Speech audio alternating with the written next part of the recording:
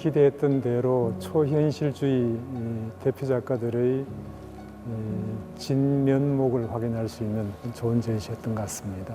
좀 더 생각할 거리도 많고 오히려 여기는 그림뿐만 아니라 이제 오브제 같은 이제 물건들도 같이 전시돼 있어서 더욱 이제 볼거리가 많고 좋았다고 생각합니다.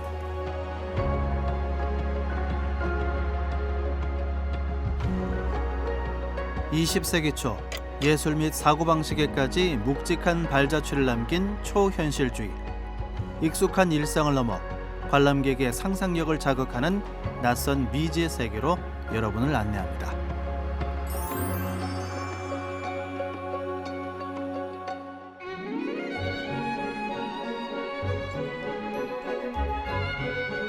(1924년) 지구 건너편에서 발표된 초현실주의 선언.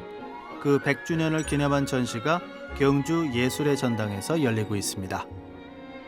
이번 전시 초현실주의 100년의 환상, 달리와 마그리트 그리고 호암미로 특별 전시는 스코틀랜드 국립미술관 소장품으로 초현실주의 거장 살바도르 달리, 르네 마그리트, 막스 에른스트, 호암미로 등 초현실주의 미술을 대표하는 작가들의 주요 작품과 아카이브 자료 100여 점을 선보입니다. 1924년 12월 앙드레 브루통의 초현실주의 선언의 100주년이 되는 해를 기념하여 기획하게 되었습니다.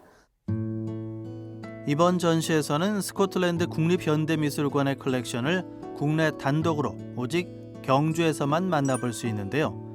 이곳은 특히 1990년대 들어 컬렉터들로부터 초현실주의 주요 작품을 다수 인수하며 명실공히 세계 최고 수준의 라인업을 갖추게 됐습니다. 스코틀랜드 국립현대미술관은 개관 이후 30년 동안 살바도르 달리, 르네 마그리트, 막스 에른스트, 호암미로, 알베르토 자코메티 등 초현실주의 예술의 주요 작품을 꾸준히 수집해 왔습니다. 최근 몇 년 동안에는 주목받지 못한 여성과 논바이너리 초현실주의 예술가들의 작품을 수집하는 노력을 기울였습니다. 그렇게 10여 년 사이 레오노라 캐링턴, 도로시아 태닝 등 작품을 수집하면서 초현실주의 컬렉션으로서 명성을 더욱 높이며 그 규모를 자랑하고 있습니다.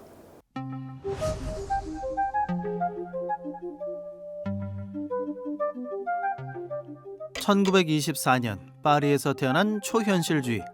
그 시작은 1916년 제1차 세계대전을 피해 중립국인 스위스에 모인 예술가들이 있었습니다.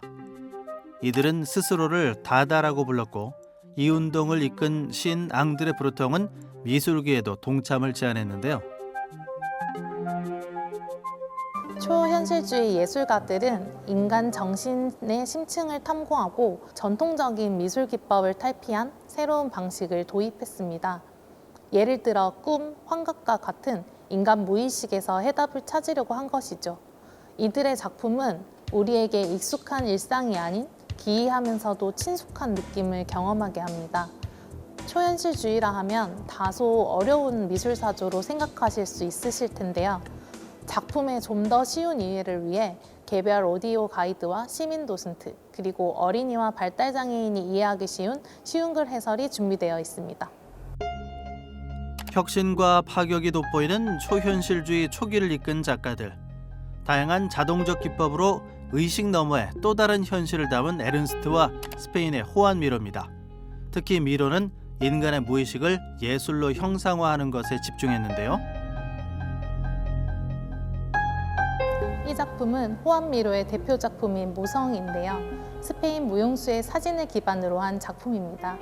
인물의 본질을 추출하는 과정을 거치면서 무용수의 물방울 무늬 의상을 연상시키는 구멍이 신체에 남아있고 그 외에 대부분적인 시각적인 요소는 모두 제거되었습니다.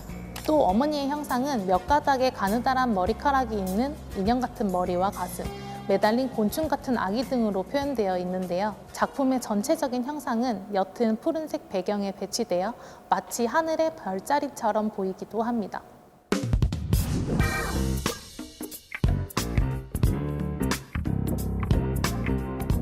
(1930년대) 들어 초현실주의는 당시 이미 대중적 인기를 얻은 달리와 자코메티가 합류하며 새롭게 도약하는데요. 두 사람은 성, 폭력 등 인간의 어두운 측면에 주목하며 초현실주의의 영역을 확장해 갑니다.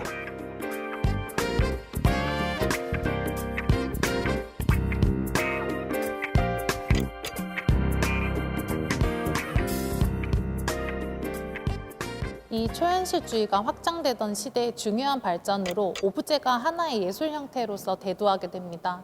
조각과는 다르게 이 오브제는 뒷샹이 창조해낸 미적 개념인 레디메이드, 즉 예술 작품이 된 기성품으로 볼 수 있는데요. 뒷샹은 여기서 한 발 더 나아가 오브제에 특정한 변형을 가해 새로운 의미를 부여하는 변용된 레디메이드를 창안했습니다. 이러한 작품 중 가장 상징적인 작품이 바로 이 달리의 바닷가재 전화기입니다. 이 바닷가재 전화기는 초현실주의 예술을 대표하는 가장 유명한 작품 중에 하나인데요.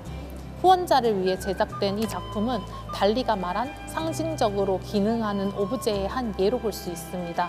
이 평범한 사물인 전화기를 특정한 방식으로 변형해 완전히 새로운 의미를 부여한 것이죠. 그리고 또 이 작품은 실제로 작동이 되는 전화기이기도 합니다.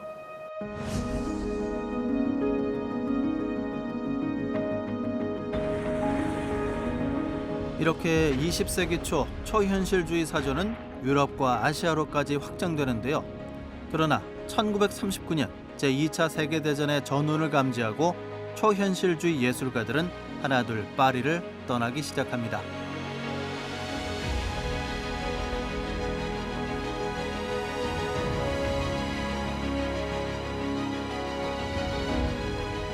초현실주의의 중심이 뉴욕이 된 이유는 1936년 제2차 세계대전의 전운이 드리워지고 이 파리의 초현실주의 그룹들은 망명을 떠나거나 고국으로 돌아가며 흩어졌습니다. 이 전쟁 기간 동안 앙드레 브르통, 달리, 뒷샹, 에른스트, 이브탕기 등 이 많은 초현실주의자들이 뉴욕에서 지냈습니다. 그렇게 뉴욕은 초현실주의 운동의 새로운 중심지로 자리 잡게 되었습니다. 그렇게 미국 뉴욕과 영국 등지로 주 무대를 바꾼 초현실주의는 세계대전 종전 이후 격변하는 미술계 속에서도 혁신적인 걸작들을 만들어냅니다. 영국에서 태어난 헨리 무어는 20세기 가장 위대한 영국의 조각가 중 한 명으로 평가받고 있습니다. 이 헨리 무어는 곤충이 변화하는 변태의 원리에 큰 영향을 받았는데요.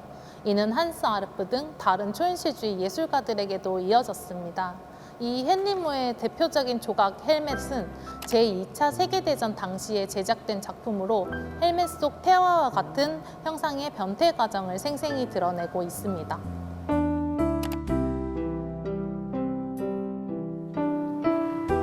멀리서 봤을 때 마냥 싱그럽기만 한 풍경화 그런 배경은 아닙니다. 그리고 이 절벽이에요. 사람과 이 큰 강아지로 보이는 포유류도 아니고 여기는 이제 원시적인 의자라는 누가 만들어 이 의자는 막스에르스트와 프랑스에서 쓰던 의자를 미국으로 다시 막스에르스트가 죽고 돌아올 때 도르시아 태닝이 직접 가지고 온 그 의자입니다. 도르시아 태닝에게 이 의자 어떤 의도로 만들었나요? 물어봤어요. 그랬더니 의자가 낡아서 이 애니멀 프린트 패브릭으로 감싸고 천이 또 좀 남길래 꼬리를 달아줬어요. 이렇게 얘기해요. 사실 그 전까지는 아까 살바도르 달리의 작품도 보셨겠지만 딱딱한 조각 그런 것에 초현실주의적 욕망을 넣을 수 있다라고 생각을 했어요.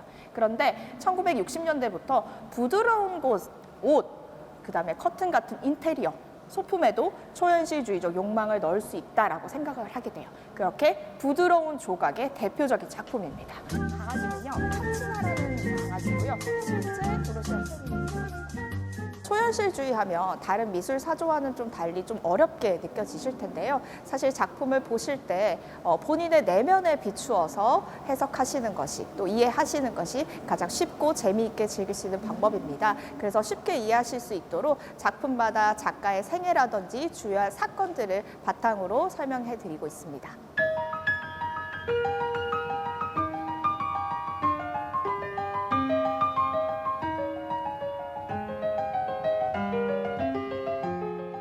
평소에 한국에서 초현실주의만을 주제로 한 전시를 만나보는 게 쉽지 않은데 여러 초현실주의 작품들을 만나볼 수 있어서 좋았고 도슨트 분 이야기 듣고 나니까 쉽게 접근할 수도 있고 이제 배경에 대한 좀 재밌는 얘기도 많이 들을 수 있어서 좋았던 시간이었습니다. 이 전시를 통해 관람객들이 인간 정신의 경계를 넘어서는 초현실주의의 경이롭고 독창적인 경험을 만끽할 수 있길 바랍니다.